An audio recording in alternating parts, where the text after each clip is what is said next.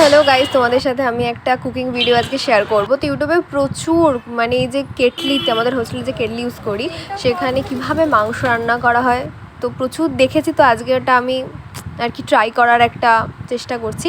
তো সব কিছু বাজার থেকে কিনে নেওয়া হয়ে গেছে অলরেডি, এখানে কাটাকুটি চলছে, প্রিপারেশন কমপ্লিট। তো মাংসটাও ম্যারিনেট করা হয়ে গেছে প্রায়।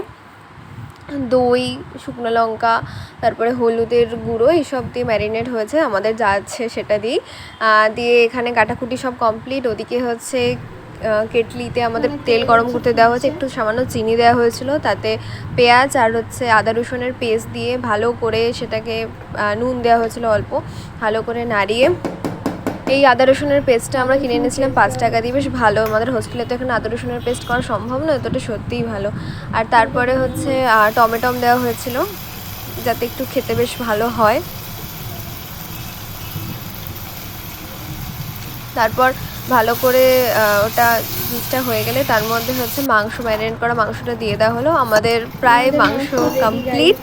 তো আজকে এই ছিল আমাদের রাতের ডিনার, ভাত, মাংস কষা, আলু ভাজা আর ডাল, আর সাথে এক কুচো পেঁয়াজ।